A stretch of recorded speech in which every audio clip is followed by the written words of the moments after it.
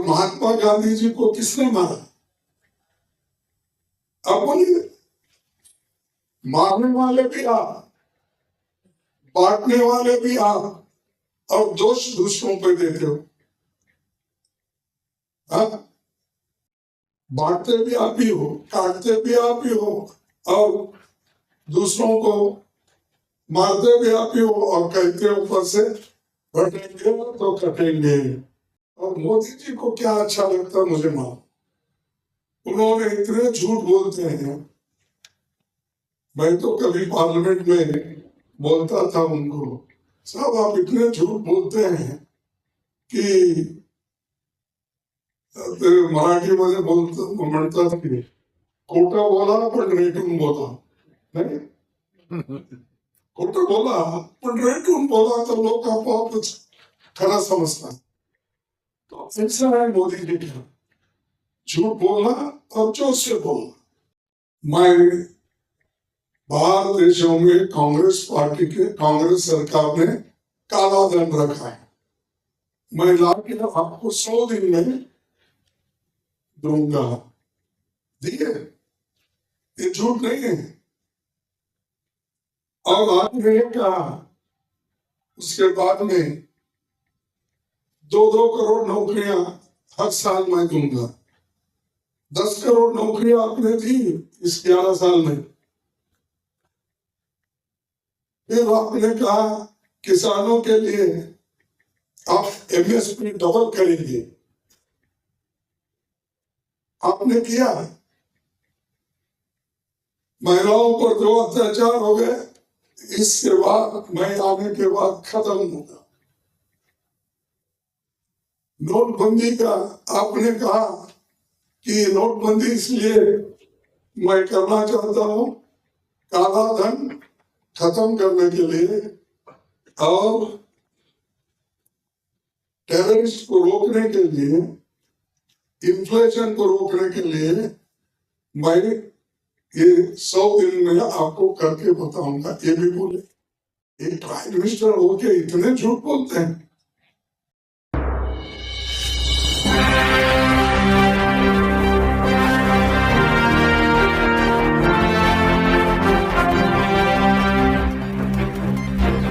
कोशिश कर रहे हैं कि फिर जो तोड़फोड़ की सरकार यहाँ बनी है उस सरकार को फिर से लाने की, मजबूती देने की कोशिश के लिए कर रहे हैं। वो कभी नहीं होगा। लोग एक बार देख चुके हैं, आपने चोरी करके हमारे एमएलए को उठा लेके चोरी करके आप सरकार बना लिए। ये कोई आइडियोलॉजी पे नहीं बनी है सरकार, ये सत्ता में आने के लिए हर रीति का वो कोशिश करके किसी तरह सत्ता टिकाना, इस मकसद से वो आघाड़ी की सरकार बनाई। मायावती जो आघाड़ी की सरकार अपना विकास आघाड़ी है ना, महाविकास आघाड़ी, उनका तो हाँ मायावती। लेकिन मेरा कहना ये है कि जो पार्टियां उसूलों पे नहीं चल सकते उनको कोई अधिकार नहीं है कि तोड़फोड़ के सरकार बनाना और अपने नीति को छोड़ना। और एक बात मैं आपको कहना चाहता हूं कि ये पहले से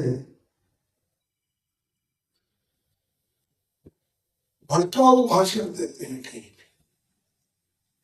इतना भड़काऊ भाषण देते हैं कि लोगों को मुद्दे से, असल मुद्दों से हटाना और गुमराह करना, ये ज्यादा उनका कोशिश और प्रयत्न है। हम ये बोलते हैं कि आप भड़काते क्यों? सीधा वोट मांगो, अपनी बात रखो, अपना काम रखो। अगर उस काम पे लोग अगर आपसे सहमति है तो लोग वोट देते हैं। मैं राजकारण के लिए नया हूं, नया नहीं। मैं सतत कम से कम 53 साल चल रहा है, 53 इयर्स चल रहा है। मेरे को थोड़ा सा अनुभव है। और कोई इलेक्शन मैं कम से कम 13 इलेक्शन कंटेस्ट किया। एक इलेक्शन में मुझे थोड़ा धक्का लगा, जो 19 में 2019, उसको छोड़ के मैं कंटिन्यूअसली जीत के आ रहा हूं, क्योंकि मैं उसूलों पे विश्वास रखता हूँ, आइडियोलॉजी पे विश्वास रखता हूँ। अगर आप आइडियोलॉजी पे विश्वास रख के काम करेंगे, लोग आपको जरूर वोट देंगे। तो ये लोग हर बात हर जगह भड़काना, एक इनका कोई बोलता है बटेंगे तो कटेंगे, कोई बोलता है एक है तो सेफ है। अरे भाई, दोनों में डिसाइड कर लो। योगी और मोदी जी, क्या तुम्हारा कोटेशन चलना चाहिए, क्या योगी जी का चलना चाहिए? तो परसों मैं सुना, कहीं देखा न्यूज़पेपर में कि आरएसएस के लोग बटेंगे तो कटेंगे, जो योगी का ये अपना स्लोगन है, उस स्लोगन को पसंद कर रहे हैं। उनके आरएसएस ने इसको स्वीकार कर लिया। उनका आरएसएस का मुखिया एक जाकर उनसे बात करने के बाद, अब वो उसके कंपटीशन में ये लोग अलग स्लोगन दिए, एक है सेफ है। ठीक है भैया, थोड़ा पूछा थे, क्या हम सब द्रोही है? क्या हम देश को एक नहीं रखना चाहते? अरे हम देश को एक रखने के लिए तो हमारे कांग्रेस पार्टी के नेताओं ने अपनी जान निछावर कर दी, अपने जान हमने खो लिया बड़े बड़े नेताओं को। और महात्मा गांधी जी को किसने मारा? अब बोलिए, मारने वाले भी आप, बांटने वाले भी आप, और दोष दूसरों पे देते हो। बांटते भी आप ही हो, काटते भी आप ही हो, और दूसरों को मारते भी आप ही हो, और कहते ऊपर से बटेंगे तो कटेंगे। हम एक हैं, देश के एकता के लिए सभी लोग अपनी जान देने वाले हैं। क्या इंदिरा गांधी जी ने अपनी जान नहीं दी देश के एकता के लिए? क्या राजीव गांधी जी ने अपनी जान नहीं दी देश के एकता के लिए? आपके पास कौन ऐसा महापुरुष है, मुझे बताओ, देश के लिए एकता के लिए अपनी जान दिया है? लेकिन भड़काऊ भाषण देना और बार बार झूठ कहना, ये मुझे अच्छा नहीं लगता। और मोदी जी को क्या अच्छा लगता मुझे मालूम। उन्होंने इतने झूठ बोलते हैं। मैं तो कभी पार्लियामेंट में बोलता था उनको, साहब आप इतने झूठ बोलते हैं कि मराठीमध्ये बोलतो म्हणतात की खोटं बोला पण रेटून बोला, नाही खोटं बोला पण रेटून बोला, तर लोक आपोआपच खरा समजतात। तो ऐसा है मोदी जी का, झूठ बोलना और जोश से बोलना। अभी आप ही खुद बोले कि मैं बाहर देशों में कांग्रेस पार्टी के, कांग्रेस सरकार ने काला धन रखा है, मैं लाके आपको 100 दिन में दूंगा। दिए, ये झूठ नहीं है। और आपने ये कहा उसके बाद में 2-2 करोड़ नौकरियां हर साल मैं दूंगा। 10 करोड़ नौकरियां आपने दी इस 11 साल में।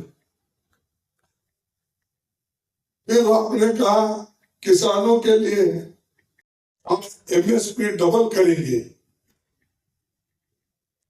आपने किया। महिलाओं पर जो अत्याचार हो गए इसके बाद, मैं आने के बाद खत्म होगा। नोटबंदी का आपने कहा कि नोटबंदी इसलिए मैं करना चाहता हूं, काला धन खत्म करने के लिए और टेररिस्ट को रोकने के लिए, इन्फ्लेशन को रोकने के लिए मैं ये 100 दिन में आपको करके बताऊंगा, ये भी बोले। अगर नहीं करूंगा तो मुझसे किसी भी चौरस्ते पे आप मुझे हैंग कर सकते। ये मेरे शब्द नहीं, जो सजा दी है वो मैं लेने के लिए तैयार हूं किसी भी चौरस्ते पे। अरे एक प्राइम मिनिस्टर होके इतने झूठ बोलते हैं। और हम अगर बोले तो बीजेपी आरएसएस वालों को लगता है कि भाई ये कांग्रेस वाले उसके ऊपर गैर ऐसे इल्जाम लगा रहे। तो ये जो है मोदी जी का बार बार ऐसे बात करके सब तरफ भ्रम पैदा करना, झूठ बोलना, ये उनका था। और इन्होंने बम्बई और अहमदाबाद के लिए बुलेट ट्रेन लाने का वायदा किया। 2 साल में मैं बुलेट ट्रेन ला, 3 साल हो गए, 4 साल हो गए, अब कितने साल हो गए? 11 हो गए। 11 साल हो गए ना बुलेट ट्रेन आई, उससे पहले ही फूल गिरे, ब्रिज गिर गया। तो ये अब उसको कितने दिन लगेंगे बनाने के लिए, आप जरा सोचिए। राम मंदिर को हाथ लगा है, वो अपना लीक हो रहा है। और वहां के जो महाराज है वो बोल रहे कि वो पत्थर थोड़े निकाल के वहां पर नहीं पत्थर लगाना पड़ता। जहाँ पत्थर लगा है सब ऐसा ही होता है, कई खंभे टूट रहे, कभी राम मंदिर का ये हो रहा है, कभी पुल ये हो रहा है। संसद हाट में, वो संसद भवन में वहां भी लीक हो रहा है।